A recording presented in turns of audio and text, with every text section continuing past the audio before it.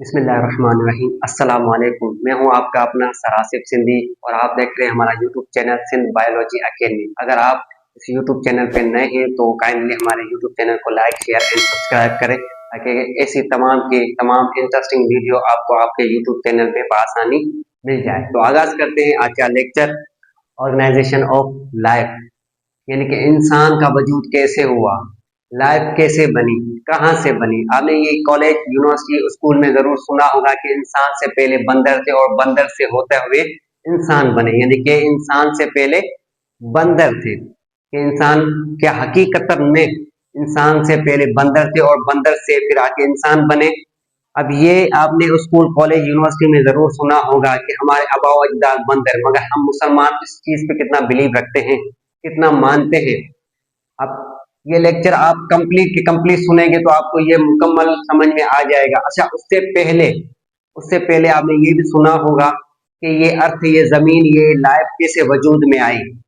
अच्छा, हम मुसलमान इस चीज पे बिलीव रखते हैं कि अल्लाह पाक हमने, यानी कि अल्लाह पाक हमें हजरत आदम अलैहिस्सलाम से पैदा किया, या कुरान मजीद की एक आयत है जिसमें अल्लाह पाक फरमाता है कि हमने इंसान को एक नुत्फे से, एक पानी के कतरे से खल्क किया है, पैदा किया है। मगर इस चीज पे कौन मानते हैं? अकॉर्डिंग साइंटिफिक थ्योरी आज का ये लेक्चर कंप्लीट के कंप्लीट, जो कि साइंटिफिक थ्योरी के मुताबिक, जो कि वो शख्स जो कि साइंटिफिक थ्योरी को मानते हैं, यानी कि जो कि रिलीजियस पर्सन नहीं है, वो इस चीज को मानते हैं कि इंसान का वजूद कहाँ से हुआ, जैसे कि मंकी से। ये अकॉर्डिंग टू साइंटिफिक थ्योरी। अच्छा, आगाज करते हैं आज का लेक्चर। सबसे पहले आपने ये जरूर सुना होगा कि 4.5 मिलियन ईयर्स अगो क्या बनी? अर्थ बनी। अच्छा, ये भी आपने सुना होगा कॉलेज यूनिवर्सिटी स्कूल्स में कि एक यूनिवर्सल में धमाका हुआ और धमाके की वजह से, एटम धमाका हुआ, उसकी वजह से ये अर्थ बनी। अर्थ किस चीज से बनी है? एटम से बनी है। ठीक, एटम से पहले अर्थ या अर्थ से पहले एटम, दोनों बात एक है, यानी कि अर्थ बनी है एटम के जरिए बनी है। ठीक, तो ये क्या है? 4.5 मिलियन ईयर्स अगो क्या बना? अर्थ बना। और अर्थ के बाद ये क्या बना? एटम बना। और एटम क्या है? नॉन लिविंग है। अर्थ भी नॉन लिविंग है। ये दोनों के दोनों क्या है? नॉन लिविंग है। अच्छा, जब आपको पता है कि एक एटम, दो, तीन, चार, पांच, छह, जितने भी आपस में एटम जब मिलते हैं, कॉम्बिनेशन करते हैं, आपस में मिक्स होते हैं तो क्या बनता है? एलिमेंट बनता है। और एलिमेंट का फार्मूला क्या है? जैसे कि पीरियडिक टेबल में आपको पता है 118, 118 पीरियडिक टेबल में क्या है? एलिमेंट है। अच्छा, उसके अलावा इंसानी जिंदगी के लिए जिसे हम कहते हैं bio element, bio element total कितने? 16, जो कि इंसान की जिंदगी के लिए क्या है? इंपॉर्टेंट है। उसे हम माइनर भी कहते हैं, माइनर बायो एलिमेंट। अच्छा, उसके अलावा फिर 6 जो कि इंसान की जिंदगी के लिए मोस्ट इंपॉर्टेंट है, बहुत ही जरूरी। कौन कौन से? कार्बन, हाइड्रोजन, नाइट्रोजन, ऑक्सीजन, या ये जितने भी है टोटल, इसको क्या कहते हैं? 6 मेजर, 6 मेजर बायो एलिमेंट कहते हैं इसे। बायो एलिमेंट 6 मेजर, जिसे हम कहते हैं, जिसकी वजह से इंसान, मतलब इंसान इनकम्प्लीट है। अच्छा, उसके अलावा ये जब 6 आपस में मिलते हैं, कॉम्बिनेशन करते हैं, एलिमेंट जितने भी होते हैं आपस में क्या करते हैं? मिलते हैं। अच्छा, ये सारे के सारे क्या है? ये फर्दर एलिमेंट है। कार्बन भी एलिमेंट है, हाइड्रोजन, नाइट्रोजन, ऑक्सीजन, ये जितने भी है सारे के सारे एलिमेंट है। जब ये आपस में मिलते हैं, जैसे कि ऑक्सीजन मिलता है और हाइड्रोजन, जब ये आपस में मिलते क्या बनता है? वाटर का फार्मूला बनता है। यानी कि आपस में कॉम्बिनेशन जैसे ही करते हैं ये वाटर बनता है, या उसके अलावा ग्लूकोज बनता है। अब ये कंप्लीट आपस में जब कॉम्बिनेशन करते हैं तो एक न्यू चीज बनती है, जिसे आप वाटर का फार्मूला कह सकते हो, डीएनए कह सकते हो, सेल कह सकते हो। जब ये आपस में मिलते हैं तो इसे हम क्या कहते हैं? मॉलिक्यूल। ये आपस में मिलते हैं तो क्या करते हैं? कॉम्बिनेशन बनाते हैं, एक न्यू चीज दरियाफ्त होती है, वो उसे हम कहते हैं मॉलिक्यूल कहते हैं। और मॉलिक्यूल किस चीज से बना है? डीएनए, प्रोटीन, कार्बोहाइड्रेट, लिपिड्स, इन चीज से बना है। और आपको पता है कि सेल भी इन चीज से ही मिलकर बना है। सेल भी इन चीज से, यानी कि मॉलिक्यूल बना तो ये मॉलिक्यूल बनने के बाद फिर क्या बना? सेल बना। यानी कि सेल का आगाज इस वाले एरिया वाले पॉइंट से आगाज होता है सेल का। अब सेल के अंदर क्या होता है, डीएनए होता है, प्रोटीन होता है, कार्बोहाइड्रेट होता है, लिपिड होता है। अब आपका फर्स्ट ईयर बायोलॉजी का फर्स्ट चैप्टर जिसे हम कहते हैं बायोमॉलिक्यूलर,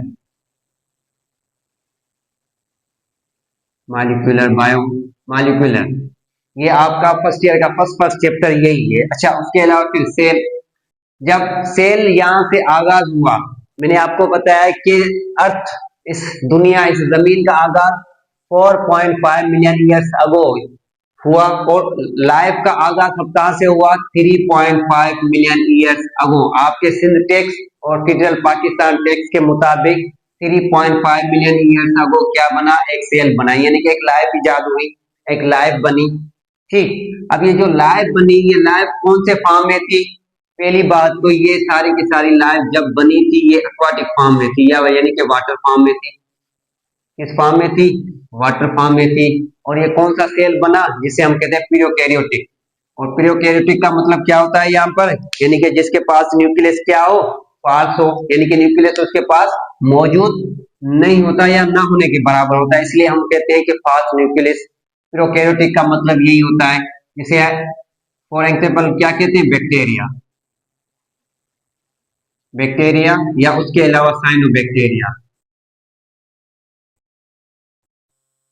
साइनोबैक्टीरिया। ये हमारी लाइफ कहां से आगाज हुई, एक बैक्टीरिया से, बैक्टीरिया से लाइफ का आगाज हुआ। ठीक, जब ये सेल बना, ये सेल बनने के बाद ये आगे जाके खुद को क्या करता है, डाइवर्स करता है, चेंज करता है, तब्दील करता है, और तब्दील होने के बाद फिर क्या बना, एक और सेल बना, जिसे हम क्या कहते हैं, यूकैरियोटिक सेल कहते हैं। और यूकैरियोटिक सेल का मतलब क्या होता है, यूकैरियोटिक सेल का मतलब होता है ट्रू न्यूक्लियस। और ट्रू न्यूक्लियस का मतलब क्या होता है, जिसके पास न्यूक्लियस मौजूद हो, प्रेजेंट हो, उसे हम कहते हैं यूकैरियोटिक सेल। और यूकैरियोटिक सेल कौन सा किंगडम कहलाता है, जैसे कि kingdom protista,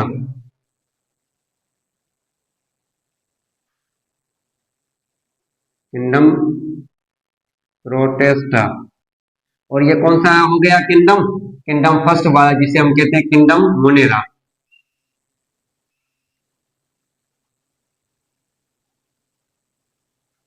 Monera, kingdom Monera हो गया। और ये किंगडम प्रोटेस्टा हो गया, यानी कि दोनों क्या के क्या थे, एक सेल वाले जानदार, यानी कि जो जिसकी जिंदगी क्या थी, सिर्फ एक वाले जानदार, यानी कि यूनिसेल्युलर कहते हैं, जिसे क्या कहते हैं हम, दोनों को दोनों क्या कहते हैं, यूनिसेल्युलर। फर्क उसमें क्या है, यूनिसेल्युलर, दोनों में फर्क क्या है, सिर्फ फर्क ये है कि एक के अंदर न्यूक्लियस मौजूद है, एक के अंदर न्यूक्लियस मौजूद नहीं होता। अब आपको पता है कि जब ये आपस में जो न्यूक्लियर यानी कि यूनिसेल्युलर जितने भी होते हैं, ये कब बना, 2.7 मिलियन ईयर्स अगो क्या बना, एक वो जानदार बना, एक वो सेल बना जिसके पास क्या था, न्यूक्लियस मौजूद था, जिसे हम यूनिसेल्युलर भी कहते हैं।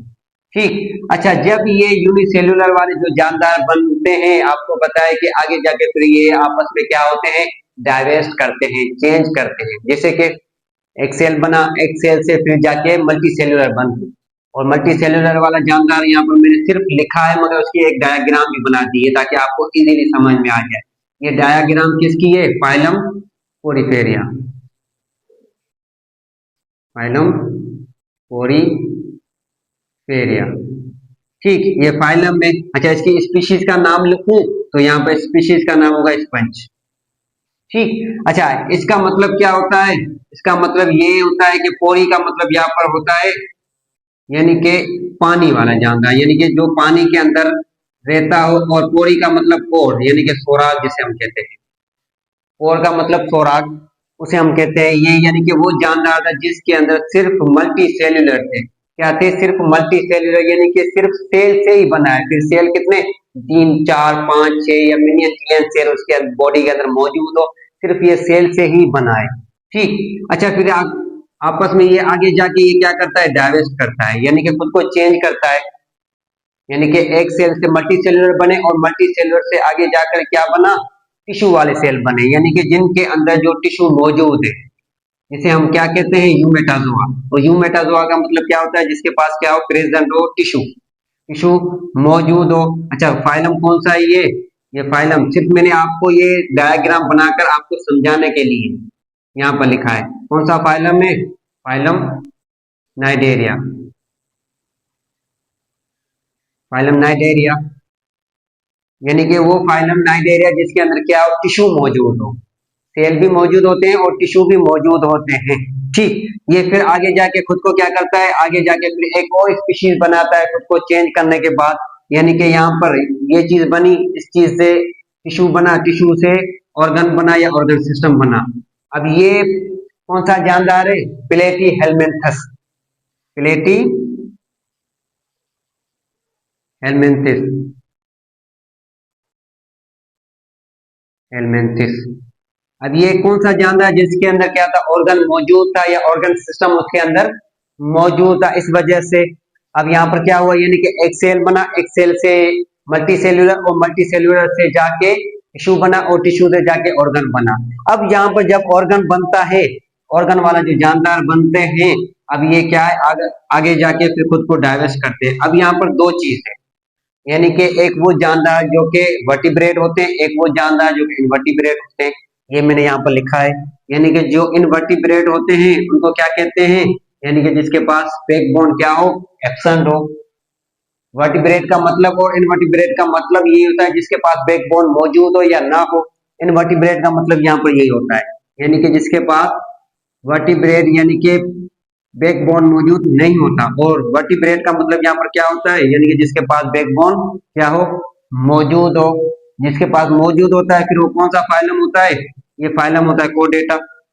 अच्छा, इनके पास जिनके पास बैकबोन मौजूद नहीं होता है, ये कौन से फाइलम होते हैं, जैसे फाइलम आर्थ्रोपोड्स। आर्थ्रो आर्थ्रोपोडा या उसके अलावा मोलस्का, या इसके अलावा बहुत सारे ऐसे जानदार हैं, बहुत सारे ऐसे फाइलम है जिनके पास यानी कि बैकबोन मौजूद नहीं होता। सिर्फ एक फाइलम के पास बैकबोन मौजूद होता है जिसे हम कहते हैं फाइलम कोडेटा। अब ये कोडेटा कब बना? कोडेटा बना 513 मिलियन ईयर्स अगो। क्या बना? कोडेटा बना, जिसके पास क्या हो, मौजूद। अब इविलेशन यहां से हुई। आपने ये सुना होगा इंटरबायोलॉजी के चैप्टर में, इविलेशन। अब इविलेशन का मतलब क्या होता है, यानी कि जिंदगी एक चीज से दूसरी चीज बनी, यानी कि चेंज होती रह गई, एक चीज से आगे जाके दूसरी चीज जाके बनी। तो यहाँ पर फासला मिलियन ट्रिलियन ईयर्स का लगता है आपस में। ठीक, अब यहाँ पर फिश बनी, और फिश किस फॉर्म में थी, एक्वाटिक फॉर्म में। एक्वाटिक का मतलब यहाँ पर क्या होता है, यानी कि वाटर फॉर्म, यानी कि जो जिंदगी कहां पर सर्वाइव करती हो खुद को, यानी कि वाटर फॉर्म में सर्वाइव करती हो। ठीक, अब ये फिश बनी और फिश से आगे जाके खुद को चेंज किया, और जैसे ही चेंज हुआ फिर ये क्या बना, एम्फीबियन बना। और एम्फीबियन का मतलब क्या होता है, यूजुअल लाइफ, यानी कि पानी में भी रहता हो और लैंड पे भी रहता हो, यानी कि दोनों जिंदगी में खुद को क्या करता है, सर्वाइव कर लेता है। यानी कि वाटर के अंदर भी खुद को सर्वाइव कर लेता है और उसके अलावा लैंड पे भी खुद को सर्वाइव कर लेता है। उसे कहते हैं हम यूजुअल लाइफ। इसकी मिसाल मैंने यहाँ पर लिखी है, फिरोक। अब फिरोक कहाँ पर होता है, वाटर के अंदर भी मौजूद होता है, उसके अलावा लैंड पे भी आ जाता है। अब ये खुद को चेंज करने के बाद फिर ये रेप्टाइल बने। क्या बने, रेप्टाइल बने। और रेप्टाइल वाले जानवर को क्या कहते हैं, टेट्रापोड्स। टेट्रापोड्स का मतलब क्या होता है, यानी कि लोकोमोशन करते हो किसके थ्रू, लेग्स के थ्रू, यानी कि जिसके पास 4 लेग्स हो, 4 लेग्स, टेट्रापोड्स उसे कहते हैं। ठीक, ये कौन सा जानवर, जैसे कि डायनासोर का भी ये जमाना आ जाता है, या उसके अलावा लिजर्ड भी आ जाते हैं। ठीक, ये रेप्टाइल बनने के बाद फिर जाके ये क्या बने, मेमल्स बने। अब मेमल्स का जो मेन इंपॉर्टेंट जो करेक्टर क्या होता है, मेमल्स का करेक्टर, यानी कि फीड करवाते हो अपने बच्चों को किसके थ्रू, मिल्क के थ्रू, जिसके अंदर क्या होता है, अब ये मेमल्स के अंदर क्या होते हैं, मेमोरी ग्लैंड भी होते हैं। मेमोरी ग्लैंड का मतलब क्या होता है, यानी कि बच्चों को फीड करवाने वाला सिस्टम हो मिल्क के थ्रू। ठीक, अब ये क्या करते हैं, मिल्क करते हैं। अब ये इसका जो एज होता है, इसकी जो ये कब बने, यानी कि 178 मिलियन ईयर्स अगो ये क्या बने, मेमल्स बने। और मेमल्स का मतलब यहाँ पर क्या होता है, फीड ऑन देम, यानी कि खुद को, बच्चों को खुद के थ्रू फीड करवाते हो, अपनी बॉडी के थ्रू करवाते। ठीक, अब ये क्या बने, आगे जाके खुद को डाइवर्स करते हुए गए करने के बाद फिर क्या बने, मंकी बने। क्या बने, मंकी बने। और जब मंकी बने, इसका जो टाइम टेबल यहाँ पर लिखा है, जो कि साइंटिफिक थ्योरी के मुताबिक 3 million years ago, 3 million years ago क्या बना, मोंकी बना। क्या बना, मोंकी बना। अब यहाँ पर बात आ जाती है कि मोंकी से इंसान बने। क्या बने, मोंकी से इंसान बने अकॉर्डिंग टू साइंटिफिक थ्योरी। ये कंप्लीट ये साइंटिफिक थ्योरी जो कि साइंटिस्ट कहते हैं, जिनका ये ईमान बिलीव है कि ये सारी की सारी लाइफ कहाँ से आगाज हुई, एक अबायोजेनिस। किससे आगाज हुई, अबायोजेनिस, यानी कि एक सेल था, एक सेल से इंसान का जाके, एक सेल से जाकर इंसान बना। ये किसकी थ्योरी है, साइंटिफिक थ्योरी है। अब साइंटिफिक थ्योरी का ये बिलीव क्या है, क्योंकि वो किसी भी ईमान को, खुदा के ऊपर किसी भी चीज के ऊपर ईमान नहीं रखते। उनके नजरिए के मुताबिक जो ऑब्जेक्टिव चीज होती है, यानी कि जो चीज देखने वाली होती है, वो चीज वो मानते हैं। जैसे कि मैटर, अब मैटर को उसने देख लिया, इस वजह से वो मानते हैं। ठीक, अब ये क्या है कि लाइफ का आगाज सेल से हुआ अकॉर्डिंग टू साइंटिफिक थ्योरी, फिर जाके मंकी बना, और मंकी से जाकर ह्यूमन बने, इंसान बने। और इंसान का जो पीरियड यहाँ पर लिखा है 2 लाख ईयर्स अगो, यानी कि 2 लाख साल गुजर चुके हैं इंसान को मंकी से बनते हुए। अब यहाँ पर कंप्लीट हो जाती है साइंटिफिक थ्योरी। मगर हम मुसलमान इस चीज को क्या मानते हैं, मुसलमान ये मानते हैं कि अल्लाह पाक ने हमें तकलीफ किया, खल्क किया, किस चीज से, एक पानी के कतरे से या एक नुत्फे से। अब यहाँ पर बात आ जाती है, जब एक्वाटिक फार्म में, यानी कि यहाँ पर अगर साइंटिफिक थ्योरी के मुताबिक भी अगर देखें बात, तो इंसान का आगाज हुआ एक वाटर फार्म से। इस फार्म से, वाटर फार्म से, यानी कि बैक्टीरिया से, एक जर्म से या एक यूनिसेल्युलर से, यहाँ से इंसान का आगाज हुआ। फिर